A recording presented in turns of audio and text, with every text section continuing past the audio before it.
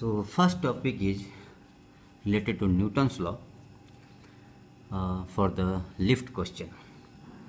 So there are three cases in the lift question we have. First, suppose that lift is going in downward direction with acceleration A. Find the normal reaction force, or they will ask about the apparent weight of the object. As we know, mg will act in the downward direction and the normal reaction force act in the upward direction. So write the Newton's law equation, because going in downward direction, so mg minus n, net force towards the downward direction, that equal to m into a. So n equal to mg minus a. So apparent weight will be decrease here, and if you a equal to g, then normal reaction force equal to 0. It means also object can fly. Second case, they will ask about when lift is going with acceleration a.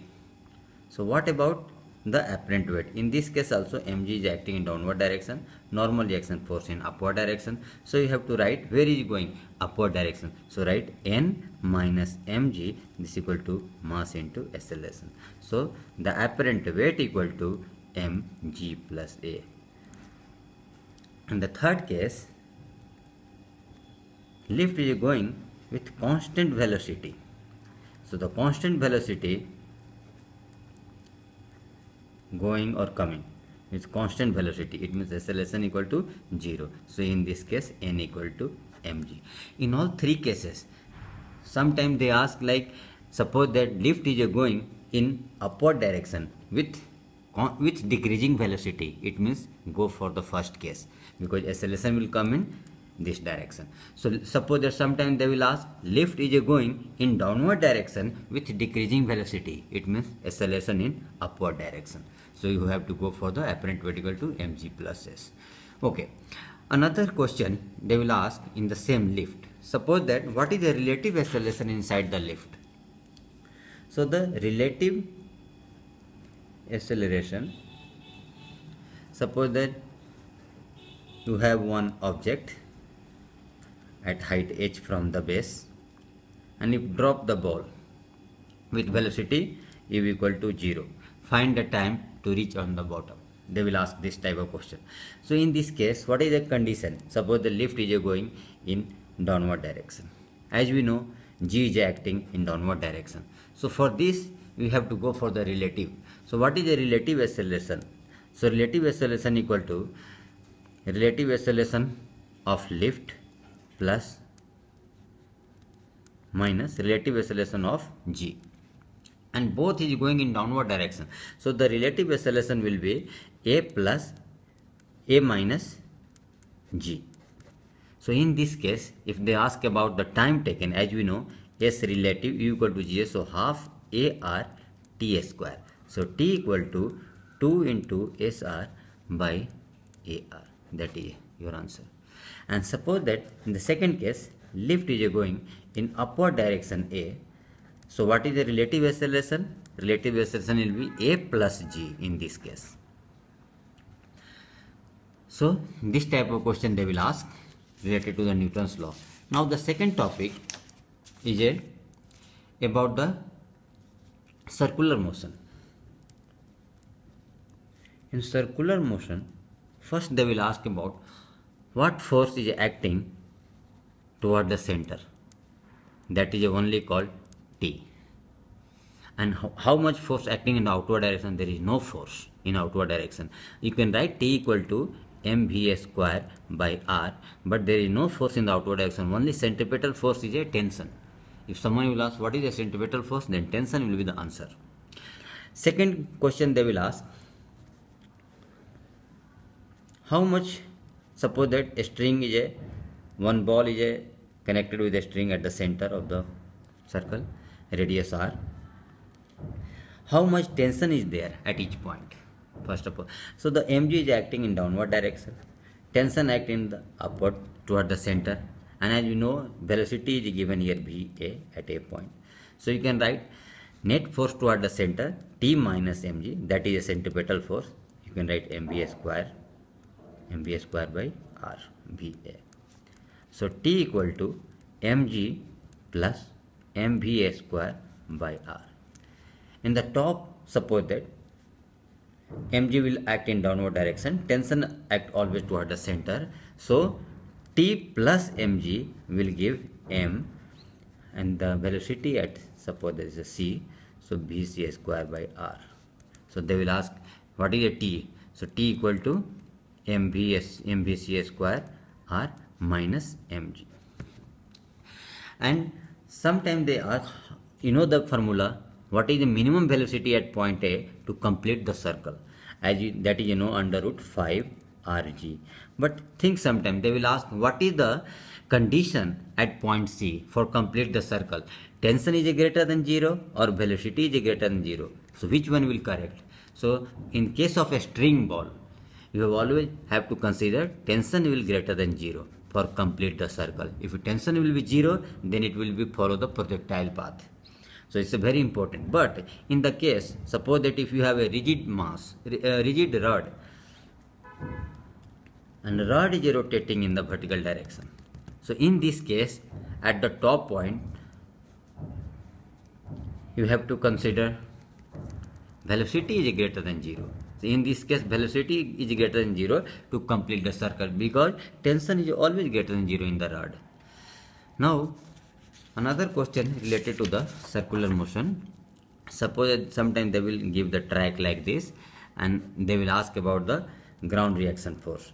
So mg and normal reaction force act like this.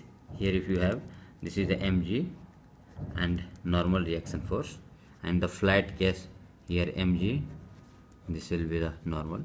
So as you know, net force to, because center is here, so net force mg minus n, that equal to mv square by r. So n equal to mg minus mv square by r. Here as we know, center is this side, so n minus mg, this equal to mv square by r. So n equal to mg plus mv square by r. And here, because the radius is infinity, so mv square by r equal to 0. So here only n equal to mg.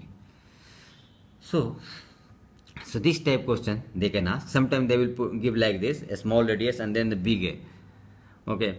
So you have to think about. So if, because in this case radius is a large, this is r2 and this is the r1. So r2 is greater than r1. So mv square by r2 will be less than the mv square by r1. So this type question also they ask. Now come to the, in the simple harmonic motion,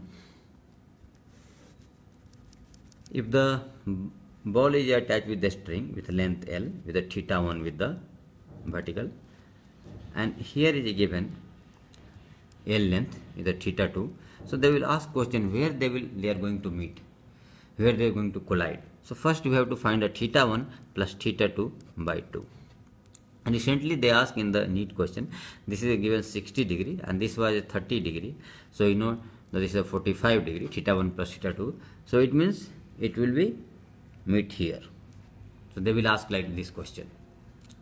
Now another important question related to the Carnot heat engine.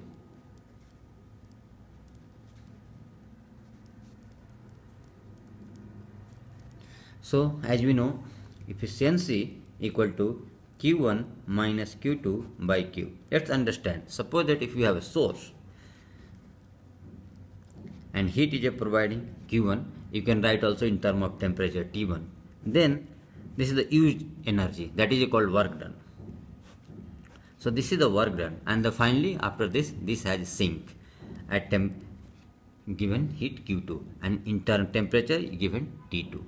So what about the work done? So work done equal to Q1 minus Q2. So the efficiency you can write Q1 minus Q2 by Q1. Always remember this denominator, always you have Q1. Q1 in absolute K, absolute temperature. So you always have to add 273 if the temperature is given a degree centigrade. Now you can also write T1 minus T2 by T1. So here is the energy. You can write here, this one is in Kelvin, absolute temperature.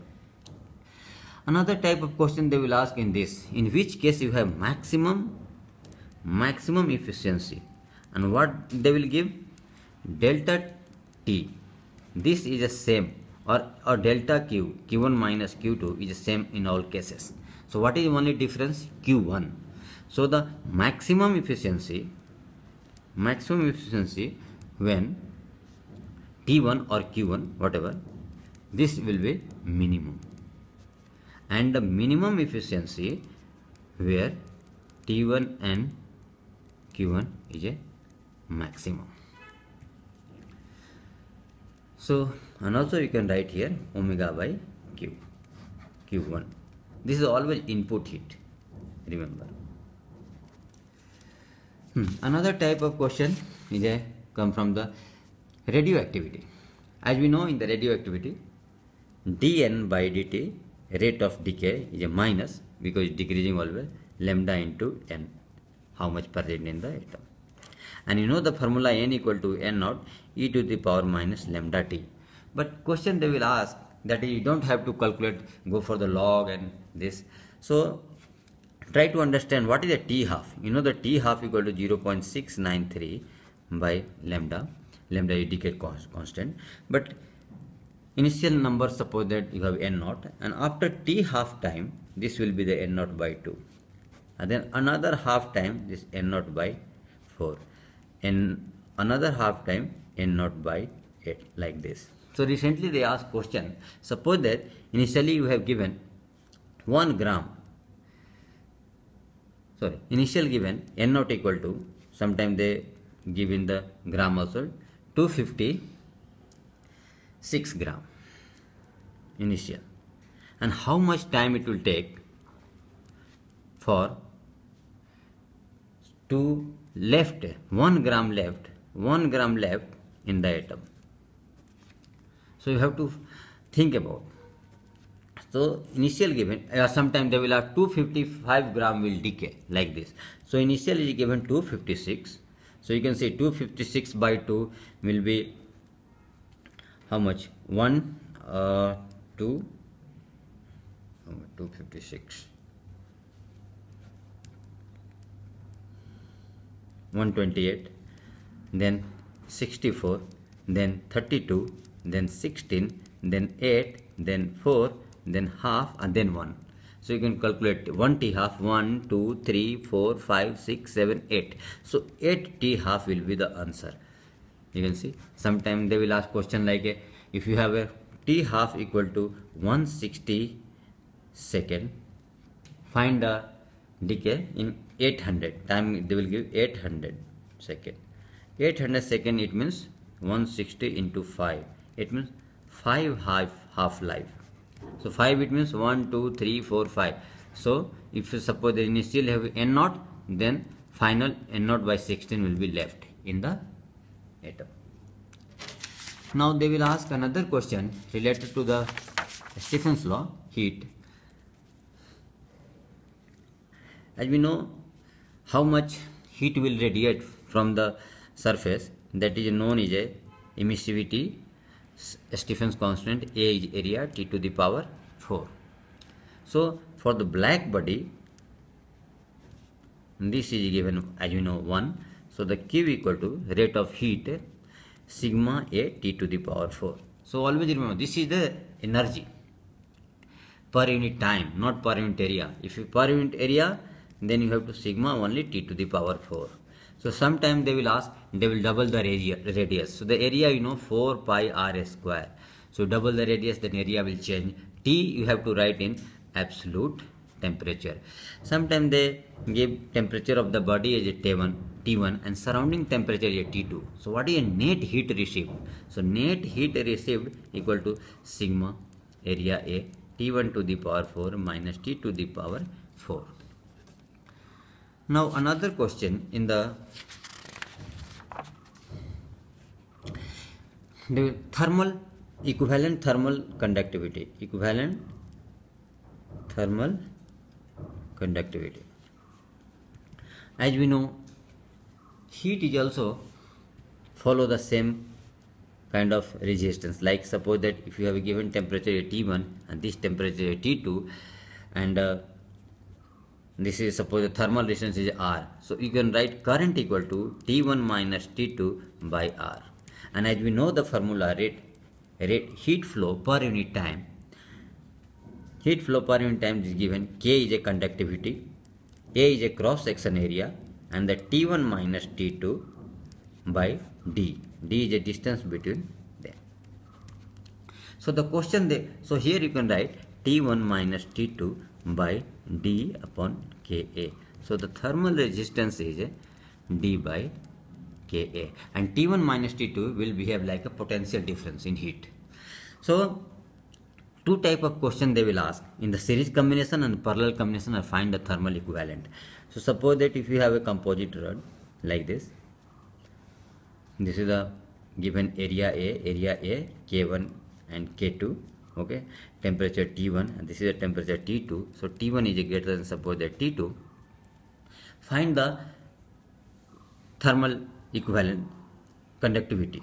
So we have to think these two are the parallel combination, because temperature difference is same. If your potential difference is same, then two will be in the parallel combination. So in this case, suppose that heat is flowing from this direction H1, in this direction suppose that H2. So total heat H equal to H1 plus H2. So you can write H1 equal to K is a equivalent thermal conductivity you take. Area will be the 2A. Temperature difference T1 minus T2 by D. Suppose that this given D. This equal to H1. H1 you can write K1 area A T1 minus T2 by D plus K2 area A T1 minus T2 by D. So you can write here K equivalent, because all cancel, K1 plus K2 by 2, like this. Sometimes they will ask in the series combination. So what is the concept for the series combination? Suppose that this is the one rod, another rod have a different cross section. Sometimes they will ask like this. Area is A, thermal conductivity K. Here area will give 3A, thermal conductivity they can give 2K. And suppose that this is a T1, this is a T2. They will ask about what about temperature of the junction. So this combination is a series combination, because in the series combination, in the electrostatic, in the current electricity, you know the current is the same. So here also heat current will same current will pass through here, and same current will pass through here. So H equal to, suppose the given T1 is greater than T2, so heat will flow in this direction. So you can write T1 to T. So K is a conductivity, A is a area, T1 minus T by, suppose that you just take D same for simplicity. So D, this equal to 2K thermal conductivity, area is a 3A, and T minus T2 by D. So you can see D cancel, Ka cancel. So T1 minus T, this equal to 6 T minus 6 T2. So the 7T equal to T1 plus 6 T2. So T equal to T1 plus 6 T2 by 7. They will ask like this question. Okay. Now the another topic is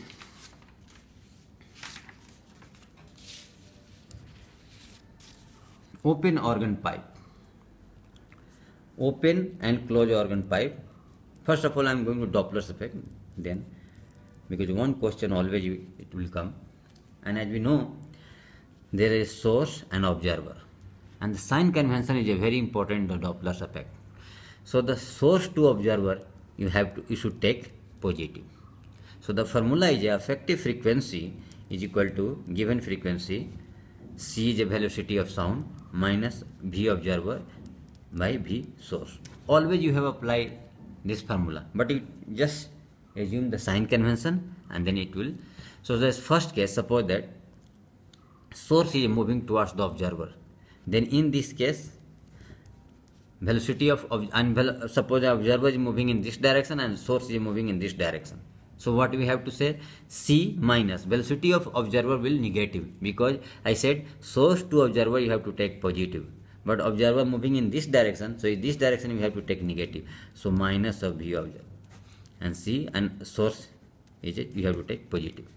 So C plus V naught by C minus Vs. So you can, so they will ask the different type of combination. Sometimes observer is moving, sometimes source is moving, but you always have to go for this formula. So you always consider the sign convention, and you will get in the open and closed organ pipe. So the closed organ pipe, always remember one thing. So the closed end always you have node, and the open end always you have antinode. So for the fundamental frequency it will go like this,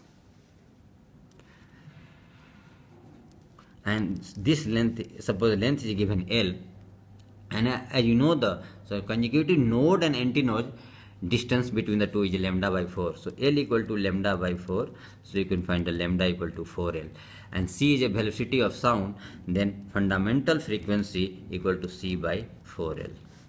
And then another, what is the first harmonic? So first harmonic, you should think like this. In the same pipe, if you have, this will be the node and this will be always antinode. So what you have to do? You have to go like this for the first harmonic. So this is a node, so this will be the lambda by 2, and this will be the lambda by 4. So this is a 3 lambda by, this is a lambda by 4, and this is the lambda by 2. So this is a 3 lambda by 4, this equal to L. So lambda equal to 4L by 3. So first harmonic you have to just write 3C by 4 or 3 mu naught. So in the closed organ pipe you have 1, 3, 5 like this. For the open organ pipe we have to consider both end is antinode. For the fundamental you have to go like this. So the antinode, this is a node, so this is lambda by 4. So total lambda by 2 equal to L, because this length is L given. So the lambda equal to 2L. So the fundamental frequency for the open organ pipe, C by 2L. And then in this way you can go. So I will take in another video, I will take the rest of topic. It will help for your comment exam. So please subscribe, and I will upload another tomorrow video. Thank you.